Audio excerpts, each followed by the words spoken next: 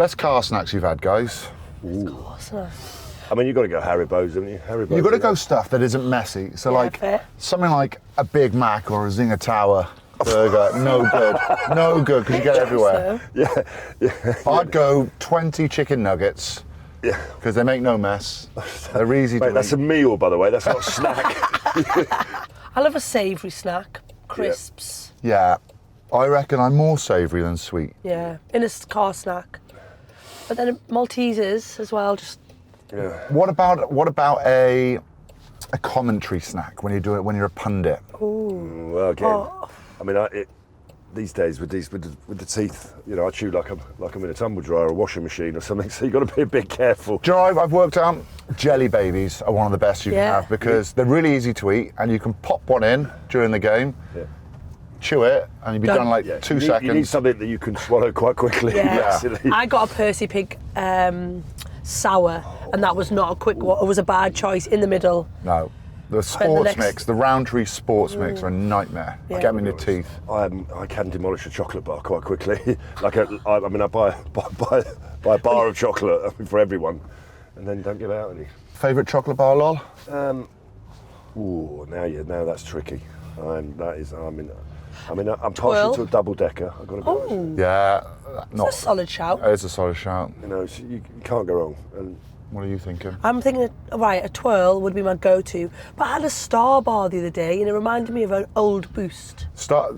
Boosts are still available. Yeah, but they don't taste the same as the old Star days. Bar, you get Star Bar stuck in the back. It's my favourite. It's my favourite. It's a new one out. It is, isn't it? But yeah, it's not been out for ages, not like 20 years, but you're right, it's got everything. Got a bit of peanut in there, bit of caramel, biscuit, chocolate, bit of fruit. Yeah. Star Bar Duo, because you get 2 little ones, With you. Favourite quotes? Favourite quotes that you live by. Live by. Ooh. Oh gosh, there's quite a few there. So I've got a good one. Go on then. Everything will be okay in the end. If it's not okay, it's not the end. And I saw that in a picture and I was like, that's been like pretty good for me. If you bought a London, you bought a life. Oscar Wilde. Good one. How about you, Shanks? Love, live, laugh. Is that one? Is that one they have? Yeah, I'll take that. I don't need to be captain to give all I've got to give to the Red Roses. We wanted the final to be a showcase of the women's game and it absolutely delivered on that. I don't think we expected that England performance. It ended up just looking men against boys. There is not a huge amount of difference between them. They're both absolute prats. Every single player that played in 2003 had their struggles. I didn't realise until I started talking to them a couple of years ago. If I didn't be put in that situation, I don't know where I would have spiralled off to. Everyone else is celebrating in Twickenham, and I'm there like, this is bollocks. It is a crisis at the moment. You want to get rid of a region? Well, you have to, I'm afraid. You're horrible. You've got a hospitality business. Winning the wooden spoon doesn't help, does it? No, it doesn't. What do you feel like, Marlie Marler? I wouldn't take your last name, sorry. You'll be Joe Packer.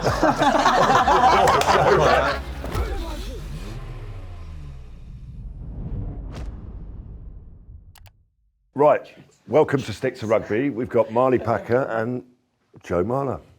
Marlie and Marler. Marlie and Marler. It's like heart to heart. We're trying to work out what you'd be like, whether you'd be detectives or lawyers, bailiffs.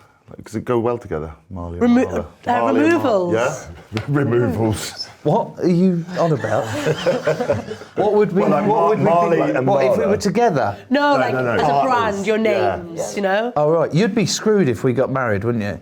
Like, Would you feel like Marlie Marler? Marlie Marler. I wouldn't take your last name, sorry. You'll be Joe Packer. There it is. Well, let's go. It's M&M then. That'll do. Right, we got some local delicacies, which we always have. So these are made by Sam Trusty, our producer. Your producer Sam's made these. He's made Nothing. these. Yeah. Sam, I don't want any of your crap brownies. Guys, it's obviously been a big week with the Six Nations games and then Cheltenham races in between. I don't take it. You got to Cheltenham. No, yet, because that's one thing I want to do in my life, but I still haven't managed to get down there. You're going to take us next year? We're going to take you both next year. Can we have a ride on? Yeah. I mean, what? No, What a ride on what? The helicopter that takes him or the horse? You go by helicopter?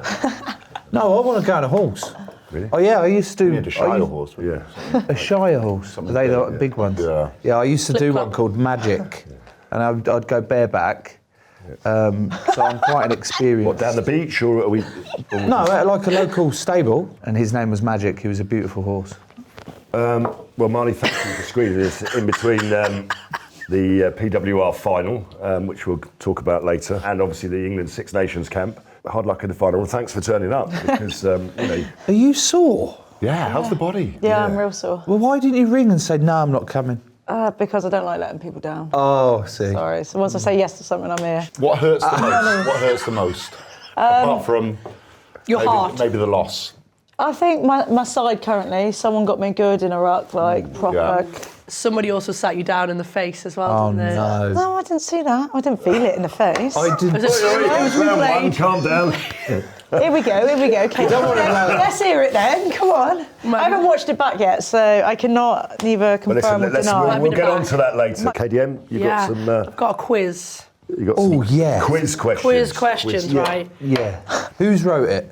Who has wrote Ain't it? Kate. Right, none of you have wrote it. Producer Sam. Right, Sam's getting quite a lot of flack today, isn't he? The quiz is about our two guests. Yeah, it's about you two. So, Shanks, it's a head-to-head, mate. Me v you. We can't don't answer- get to play. Not yet. You're going to get something later. This is about Oh, these right. two.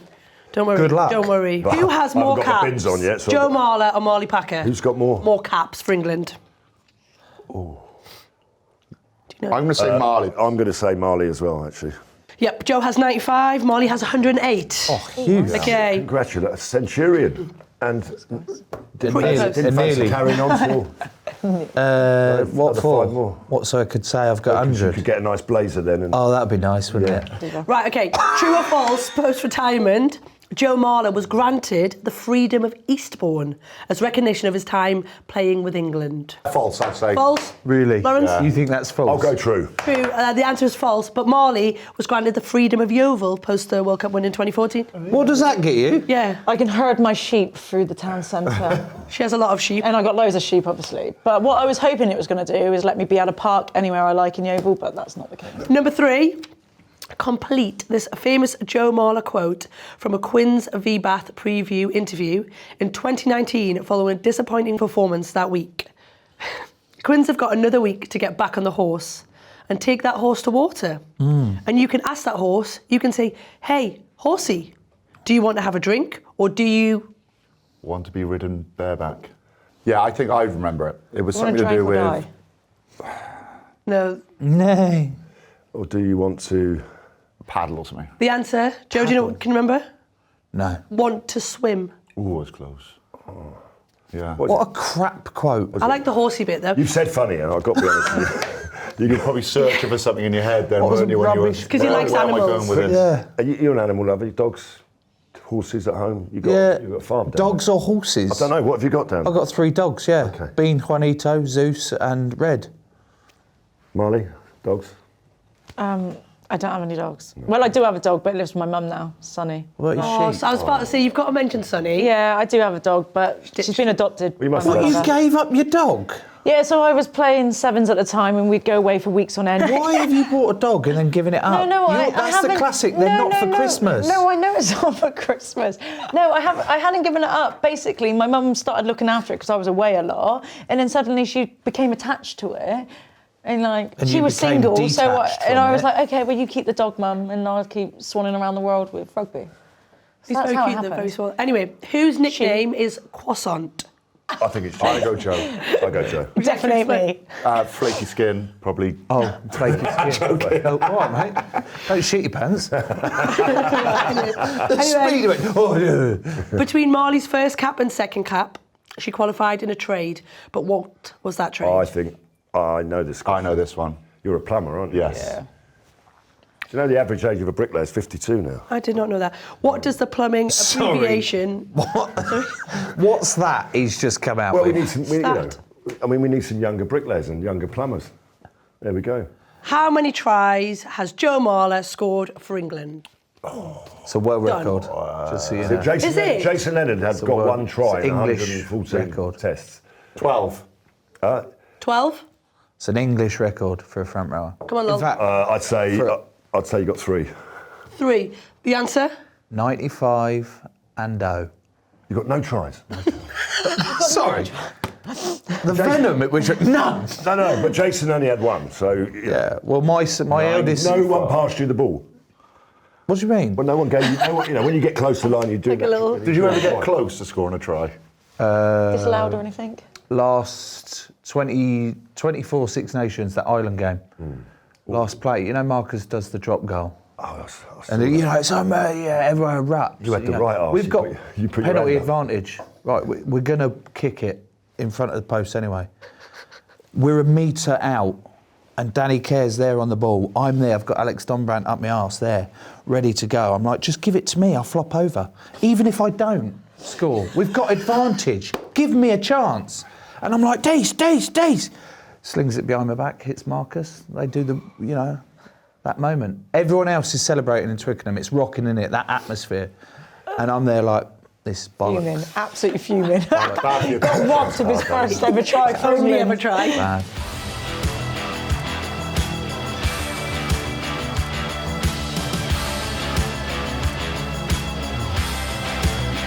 Stick to Rugby is brought to you by Defender.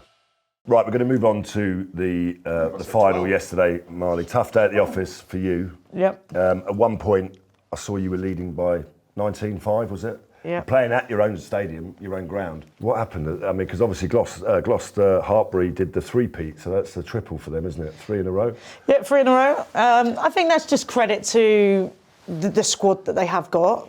Like, they have recruited really well, and, they've got a real belief within them. I think next season will be to see like the head coaches going, so actually to see how they turn into the league next season will be, I think, quite exciting. Okay. But how we lost? So we had. If you're 19-5 up, I mean you've got to be asking some serious questions about how you've let them back into the game. Yeah, set piece was poor. We didn't play in the right areas of the pitch, and then just a few like soft errors killed us. At critical times, like our defence at points was fantastic. There was a set just before half time, and I expect like commentators probably thought Gloucester was going to score it just before half time, and they didn't get over the line. And then I don't know. We said all the right things at half time, like we were refocused. And then we came out, they got an early try. As a neutral, we wanted the final to be a showcase of the women's game, and it absolutely delivered on that. Like you said, I think for you guys especially, you went ahead first half. I think the big thing for me was that wind. That wind was a good 15, 20-point wind. And then when you went in, it was, 3 tries each. I think Gloucester probably used that better in the second half, kicked their corners, pinned you. I think you guys had 2 entries into... Gloucester's 22 in that second half, and for the fairy tale, I think Sean leaving, going to Wales, it probably was the perfect ending. For you as a team, though, I mean, am I right in thinking it's been condensed a little bit, because of obviously the Six Nations coming up and then the World Cup? So, I mean, as a team, obviously you'll reflect and say, well, our aim was to win it, and we didn't, but. Yeah, I think though for us as a team, like everyone's in the same boat. Right. So we can't say the shortened season or anything like that. There's no blame in it because every team in the league's been in exactly the same situation. But then what we talked about at the beginning of the season is how we want to go about and win this league. Saracens, we haven't been in a final for the previous 2 seasons, and before that we got back-to-back champions, lost to Harlequins, then won the league again, and then we've not been in the final since. So actually, like, people notoriously say, Saracens win everything. Actually, we got to the final. All right, we only performed in the first half, but full credit to where we've come from, what we've done this season, but we will come back stronger as a group. Moving into Six Nations now, it's next weekend, right? We'll go from PWL final into opening Six Nations. John Mitchell made the decision at the start of the year about the captaincy. Yeah. And obviously knowing you, that would have been like really, really tough. You said it was the right time for a new skipper, but obviously it still must have massively hurt. Yeah, of course. Like, it's such a privilege to, and as you know, to captain your country. And for me, that everything I did while I was captain for the Red Roses is what I thought was best for the squad. When Mitch called me up to go for a coffee, there was an inkling in the back of my head, like, is he going to change stuff? And we sat down for this coffee and for 40 minutes chatted, like, how was your Christmas, talked about the Six Nations ahead and stuff. And then at the end of it, he dropped in, we're going to go with Zoe as captain. So we massively talk about the power of three. So you got the captain, but you've got your two vice captains. And the power of three is what leads this squad on game day and off the pitch, but also then the power of three are backed up by your leaders within that. And he just said, look, we're gonna switch the power of three and we're gonna move you into a vice captain role. And that was like, it was tough to hear. In the next question he said to me, like, he left it a little bit and he said, how do you feel about that? And I was a bit like, you want me to be honest with how I feel about that right Do you now? really want to know right now? Mitch, what a legend. Thanks for doing that. No, but like, Chuck your coffee on him like that. Marlie, I hear your pain. I love England captaincy as well, to be fair. but like, and like, and I was honest with how I spoke to him afterwards, but I came out of that meeting, like I got home, I only lived 2 minutes away from the coffee shop we met up at. So like, I got home and I was just like, how do I really feel about it? And like the reasoning behind it, like the back row we've got within the Red Roses, like, and that's because of the way the PWR, the players that are coming through, the pathway, the performance, like, it's so up there. I was part of the 2014 World Cup final winning squad. Really old. I am an older mental. player. I feel like I've still got so much to give this squad, and I don't need to be captain to give all I've got to give to the Red Roses. So you didn't consider jacking it all in because of that? I did, like, obviously I did have a quick question with a quick conversation with my partner about it. Are my days numbered here? Is he trying Yeah, to tell like, me something? and obviously, like, I question that, like, I could stay within the Red Roses right now and then not get selected for the World Cup, but like if I said actually I'm going to retire because I only want to be captain for Red Roses, then actually I'm not doing myself justice. Like, there's a World Cup at home and I can give so much to this squad on and off the pitch, and like, I don't only want to do this for myself, but I want to make my son proud as well. And I can remember sitting in the 2010 World Cup final watching the players then, and like obviously we lost it, but that feeling, like, my son will be 5 years old. I want him to A chance be to able win to it enjoy as that. well. Yeah, on home soil. Look at Jamie George. I mean, He's been great. And he should have been captain probably a long time ago. He gets made captain, and they win 4 out of 11, and then he's had the same. And he said he was really gutted, but the reaction was incredible. And I think as well, like, I've turned up for the PWR in the games. Like, obviously England, it's going to be a quick turnaround to be playing Italy next Sunday. But it's about enjoying the moments as well, because you don't know when your last moment is. And like, sometimes there were times being captain, I was constantly thinking about other people, other things. Actually, I can concentrate more on myself. Your personal journey hasn't always been like smooth either. No. Like, I've known Marlie a long time, and you've spoken openly about that, and I think you've been super brave about your struggles with depression. When we won the World Cup in 2014, that wasn't a particularly easy time for you personally then either. Yeah. Yeah, so like going back to then, like, you win a World Cup, you're on this like massive high, and like, I describe it as like riding the wave. Like, you should be on like top of the wave, like loving, like, everyone talking to you. I got the freedom of Yeovil at the time, like everyone was like really happy, and I was like, outside projecting I was happy because that was normal, but inside I was just quite, like, I talk about like just really flat line, didn't feel anything, quite low. And like 6 months, 7 months prior to the World Cup, I lost my dad. And with that, I also lost form as well with rugby just before that, and that Six Nations before. And I got sent across to play sevens just to try and get some more rugby in me. And actually, like, it was probably the best thing for me, because like when I did lose my dad, I was within the sevens setup. The girls were great at being there for me. And actually, I just got to get my head down and in play. Whereas I think if I didn't be put in that situation, I don't know where I would have spiralled off to. And the support you got from the girls, that made a massive difference, like, in helping you learn to cope. Yeah. Like, I think as well, like we talk about, like, you've got to know your teammates, not just on the pitch playing, but also like what's going on in their lives or whatever, because the connections are real. In like yourself, like Michaela Stanford, She was captain of the sevens at the time, but like, she was so there for me, but unknowingly, it was crazy, and I always thank her for that. And like, there was you, Mo, Skaz, like just checking in, but also like the after bit. But I think, you know, we all then have to go back to the game or go back to our own lives, and I think everyone was great for like the few months afterwards. But then when we got to World Cup, everyone was on their own journey. We're collectively doing it together, but you all go on your own journey, and that's fine. And I think within that journey, I just got lost in my own emotions. So is that similar to your experience, Joe?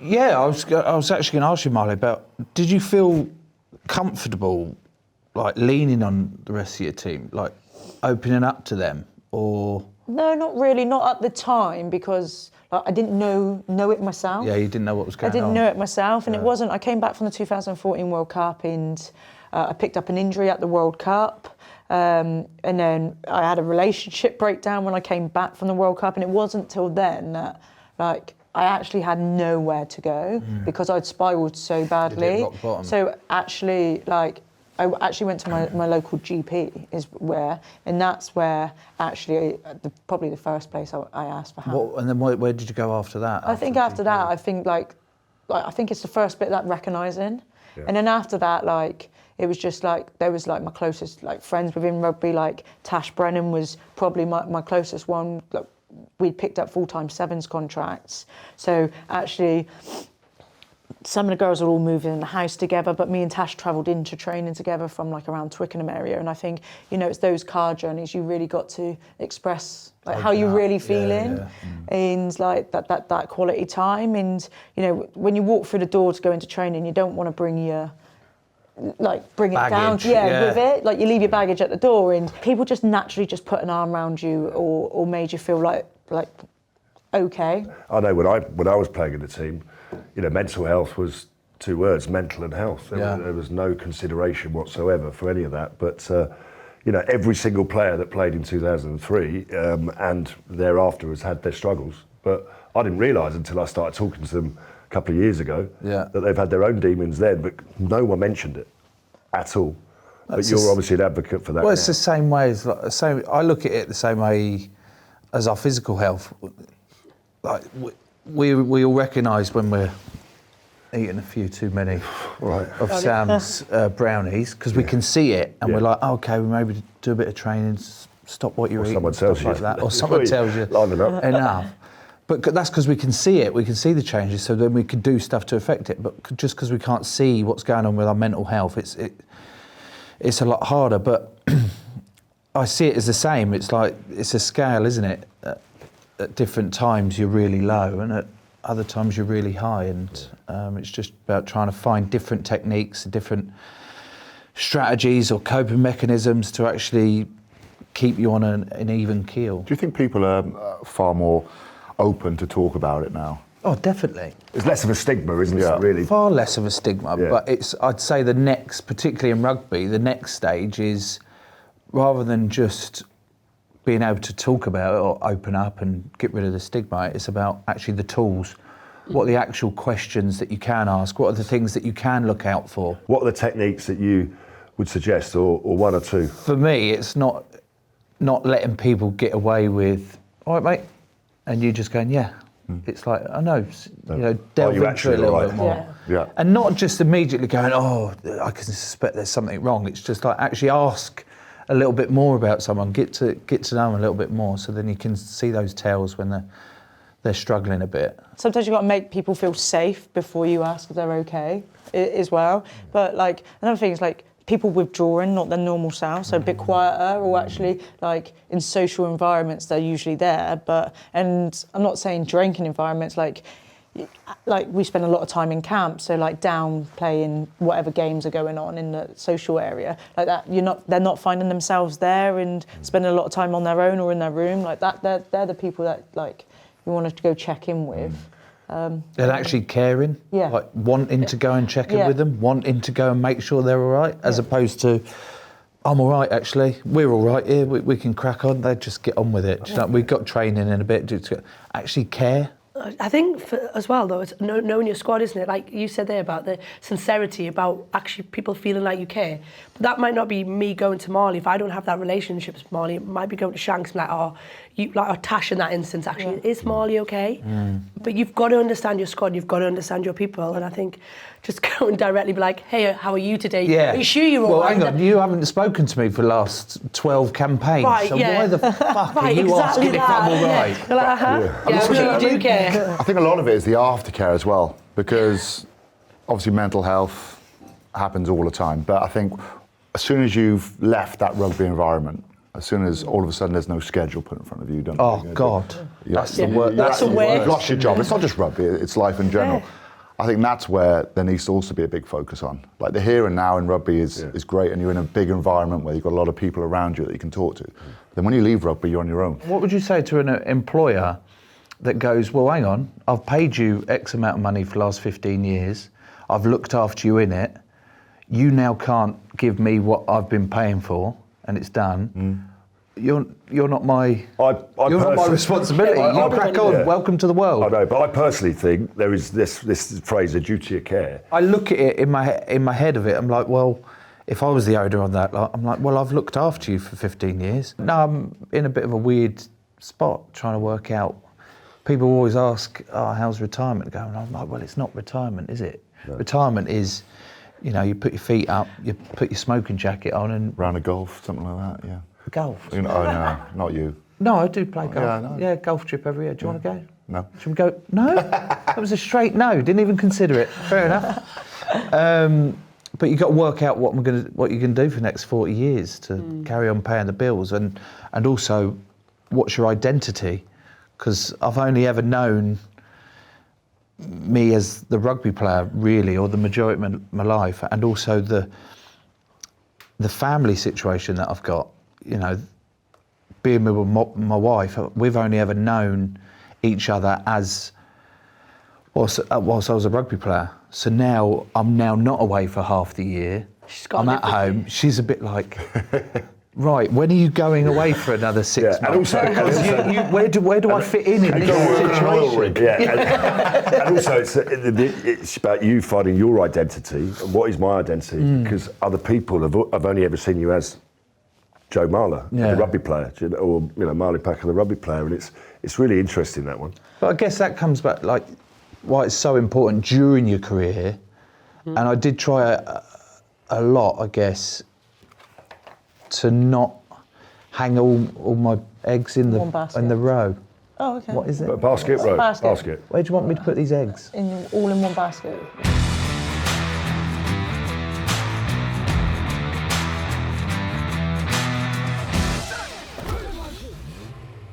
For those who don't know, Joe used to turn up, in quite a lively tracksuit. The amount of money I spent on tracksuits were like you must have been like the Swiss Guard of the Vatican. On a deal, no? No, mate. They're all in my attic now, all boxed up. There's this one all red number, all red tracksuit, really thick like number, and it was a red. It was Beyonce Ivy Blue collaboration with Adidas, and it cost me a lot. A few shillings. Yes, and I'm hoping that it's like at least doubled in price now, so I can do next month's mortgage. Well, listen, I for one loved them. They were. Oh, mate, because it was around that time that The Last Dance was happening. Yeah. On Netflix. That was. And I saw Michael Jordan, that lot, turn up in these ridiculous suits, but they weren't ridiculous at the time. They were like oversized, all that lot. I was like, I want to go do that. Let's have a bit of fun with it. And then. Didn't the girls do it? Who did it? Bristol did it. Bristol did it the other way. And I'm like, come on, let's have a bit of fun, especially with the whole social media stuff and trying to grow the game and talk about something different. They did it well, to be fair to them. They did. Not sure I'd turn up in my bikini, but... I don't know, though, with the prom Who dress. came in their bikini? Bevan. Yeah, okay, Bevan. She came in her budgie smugglers. Yeah. Well, listen, let's move on to the Six Nations. It was the final weekend. The organisers got what they wanted, where 3 teams could still win it going into the final weekend. France ended up probably deservedly winning the competition. But Shanks, you and I were down in Cardiff. We got to start there. I don't mean that. No gloating. So I wasn't. I got to be honest. I didn't see that performance coming. A lot of England fans were nervous before that game because of the Principality Stadium, because of maybe a fight back by Wales. I don't think we expected that England performance. I thought it was completely dominant. I think it's the best we've seen them play and massively deserved to win. I think that's been coming for a while. And it ended up just looking men against boys. Like the carries and the power that England had, if it wasn't Cowan, Dickey, Genge, then you had the Curry brothers, you had Freeman, you had Earl. Like it was just constant power over that game line straight away. Blair Murray, who's been one of the finds of the tournament for Wales, along with Jack Morgan, who's been good all the way through. He could have scored 3 tries. Yeah. I mean, there was times where Wales were a little bit unlucky to stay in that game, but then by the end, you could see heads gone. Something good has to come from this because it was an absolute hammering, a record score in the stadium. So it is a crisis at the moment, and no one knows the way forward. As fans and the public need to know what the plan is, because there's been a review and there's no strategy yet that's been announced as to how we're going to get Wales back at the top level, because it wasn't good enough. And like to ask people to come in the autumn and next year's Six Nations and pay £120 a ticket to come in. Yes. I mean, the stadium, they were leaving at 60 minutes. Well, you've got a hospitality business. Winning the wooden spoon doesn't help, does it? No, it doesn't at all. Luckily, it's really good. Luckily, you do a theme. Luckily, it's really good. Luckily, it's really good. And people want to come for the atmosphere and the music and the fun and the laughs. But it is, like, you know, back-to-back wooden spoons. I haven't won a game since 2023. A lot of these players that play for Wales don't know what it's like to win. And that's a product of regional rugby as well. Yeah. And not winning and not playing competitive enough regional level. So that. But what's changed, mate? Because I think papering over the cracks for so long that we've had a really good national team that have produced great performances, but below that, do you know what? Do you know what I think? And we'll say this on Wales is that when you've got I remember my first 10 caps for England.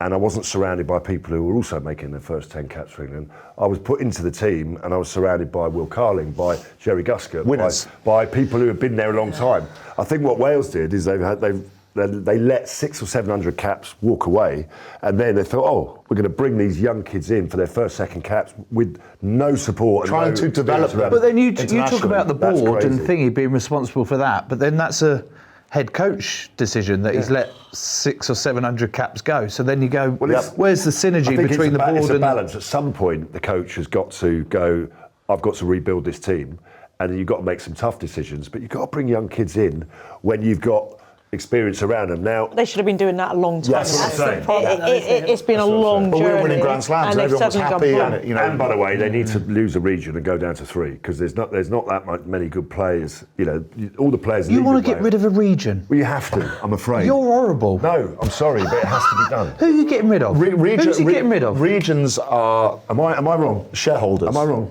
It depends how much funding comes through. But regions are shareholders, so you can't just say we're going to get rid of a region. No, I understand that, but they have to consider consolidating the quality of players that they have. That would be maybe an option because you'd have greater funding between the 3 regions. Anyway, we've talked a lot on Wales and maybe what they didn't do well or right. Let's talk about England. England were good, Katy, weren't they? Look, there weren't many drop balls. Their shape looked good.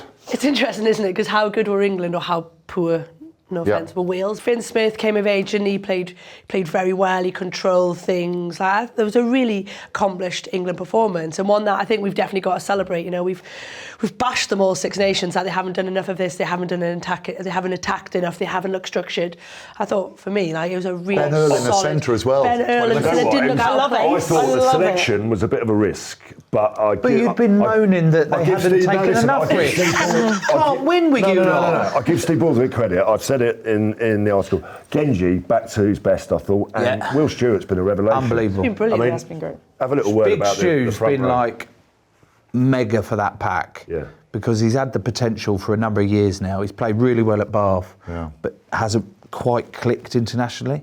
And we've tried, mate. I was trying everything I could, like different technique, like whether it's the stick, the carrot, or taking him to water, taking him to the water, or giving him an egg. Or trying the sort of, who was it? Michael Orr, the not bodyguard, blindside. You know, Oh my they were God, trying to tap yeah, into yeah. him, like how does it get better? Yeah. And his was the protective. So I was trying to do that with him, like, oh, can you protect me this game and stuff like that? And What he'd was just his be looking thing? at me like, what are you on about, mate? Can you just get on with it? I'm like, yeah, maybe I shouldn't try this. Because I was worried about that. I didn't think he had that level. That No, but I think Coley and the older guys, the geriatrics leaving, has sort of left him as a bit of a. He is now number one. Like he has got that starting shirt. He's got the responsibility, and he's sort of elevated his performances because he's unbelievable. He's played really, really would well. you fancy a little run in the centre for the last 20? Would you be confident to do it? Yeah, I'd love it. Yeah.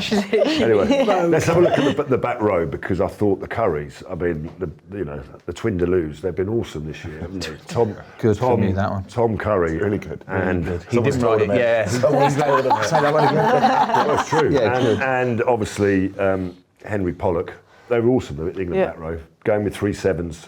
Little shout out for them. Yeah, they're just great, dominant in every area that they played in.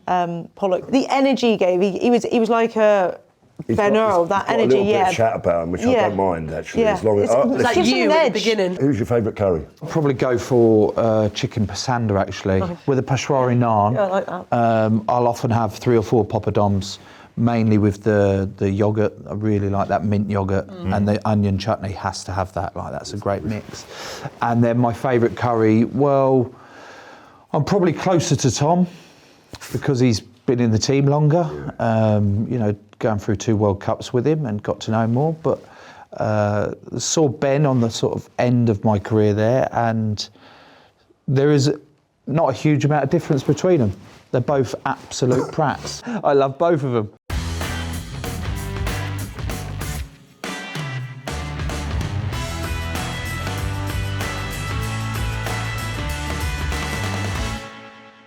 We're going to go on to Scotland now. I mean, they put up a very brave effort, didn't they? I reckon half-time, and we talk about the yellow, red card, whatever. Yeah. I reckon at half-time, Gregor Townsend said to them, you do realise if we carry on playing like this, England will win the Six Nations. mate.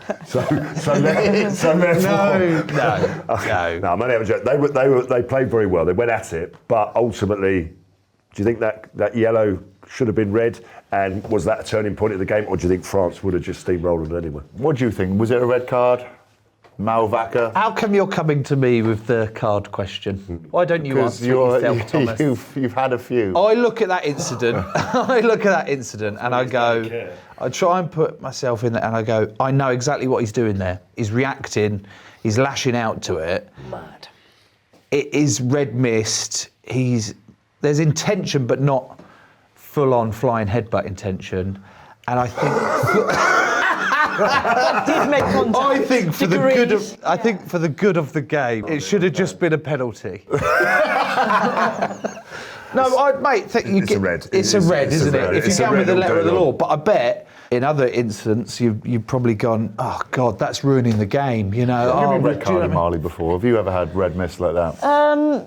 No, not quite like that in a game. You paused then for a second. Yeah, I had to think about it. I probably had red mist in a game, but I've never got carded for my red mist, is probably how I've got away with that yeah. one. Classic. I did have a red card many years ago, but that wasn't for an action, God, that was yeah. for a speech. A speech? Yeah, that. saying something inappropriate. Was it dissent? Yes, it was To a dissent, referee? yeah. That is out of order from you. Coxie, wasn't it? Was it Sarah, Was it Sarah Cox as well? Sarah Cox. Spill the beans, It's what all did right, you guys, say? because I got it overturned, so it's all right. Hang on. How did you get it overturned? Because I was calling myself something, and she also had a You actually got away with it. I was saying it to my. Yeah, it was a lot. Like, this is a long time. Like, That's insanity. This was years and years ago. This is talking like a lot of years. I call ago. myself the Because C-bomb. then Did you Coxie came curse? into training though. Did you Coxie came curse? into training, what, 3-4 weeks later? Yeah, and it was just a awkward. really awkward exchange between like, Yeah, didn't she? Like, Yeah. So did the you talk serve to a the ban at dog. all for it? No. No, you got No, I out. got out of it. Like, she didn't really help herself, so we obviously went to the hearing, and she didn't come to the hearing, phoned in, but didn't have very good phone connection, so it just was all a bit not very good. Sounds a How little bit like a convenient. Yeah, it was very, conspiracy to me. it's very It's a very convenient, to be important fair. tournament afterwards. Yeah, I yeah. see. Oh, So, So we all think a red card, yeah? I think Yeah, I so. think red card. I think we all can agree red. Are you saying red, Joe? No, yeah. He's not. If I was refereeing, Yeah. I'd have given him a Imagine yellow. he was a ref. Wow. It'd be free Anything for all. goes. on. Yeah. Anything goes. What's wrong with it? That's fine. Good at the game. Grow the game. Imagine if I was a ref. Maybe if that's something I want to go into. No, it's not. Why not? Is it? Maybe. Well, Might spent do. the last 10 years practicing, haven't we? Really, most of us. Might do. Good. Whilst we're on conspiracies, why is an English ref refereeing a game between France and Scotland that could decide whether England England win win it. a Yeah, but tournament? refs will pick before the tournament. Oh, you can't. So then if it gets to that situation, why haven't they got the ability to change the Because referee? refs are neutral. What, like Ben O'Keefe in this? Come No, on, you're mate. saying they're not neutral. Nothing's But that's why he neutral. didn't give the red Nothing's card. neutral. That's why they didn't give the red like card. Ben O'Keefe Was that against. right? No, it was the TMO that didn't give the red card because it went to the bunker. Yeah, but it should have gone straight red. Yeah, it should have been. Let's talk about the forward power because France went 7-1 split on the bench. Huge. And I don't know what you do with the French team and the South African team because you need an RPG and cannon to get them off the ball. But they've just had so much power, haven't they? I used to do all right against Antonio. Like really well, actually. Used to hold my own a lot. The scrum would never go forwards or backwards at all Well, you've done all right against everyone. because we both insisted before the game that we would just make the facials. Yeah. Honour amongst And we'd thieves. leave the other two on the other side. Fight it out. General Yeah, agreement. You know? Yeah. Hey? Yeah. Like that. So we'd have more energy. So that I'd say that's one way of combating them, seeing if you can get a GA out of them. But I thought Fiku made a big difference to them in the sense he's been missing all tournament. Actually, he's a classy player. Well, BL Barry, I know. BB, whatever I call Oh, him. my God. I mean, is 8 tries record, incredible, really. Yeah.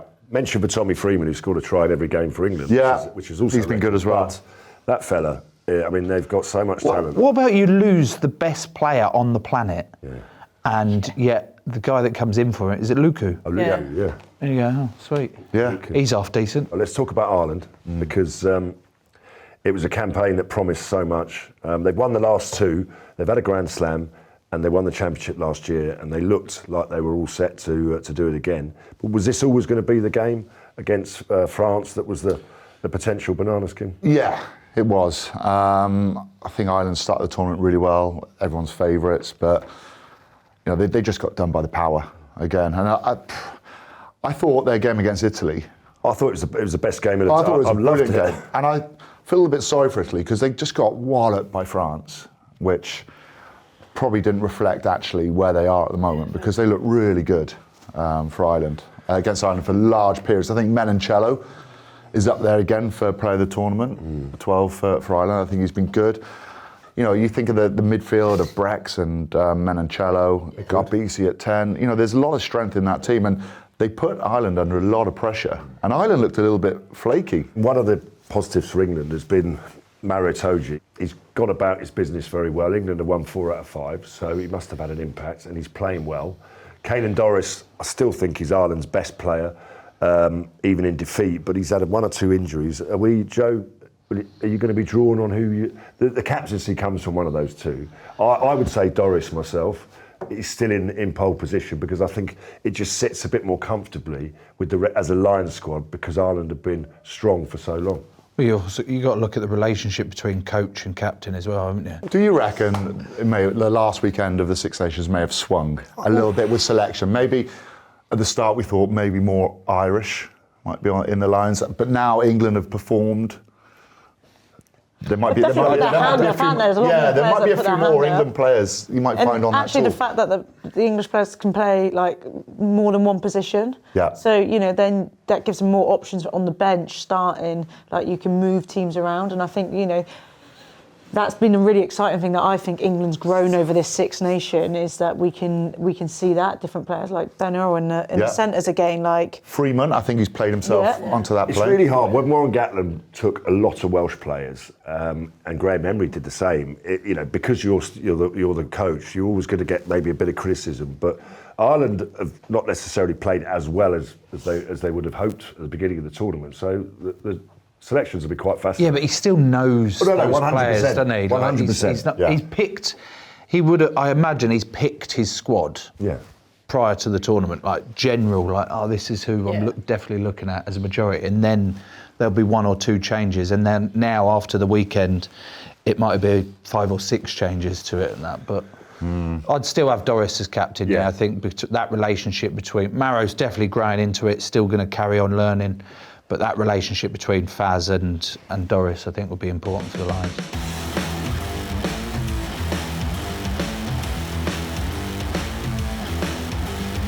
Stick to Rugby is brought to you by Defender. KDM, the Women's Six Nations, gets up and running on Saturday, week 1.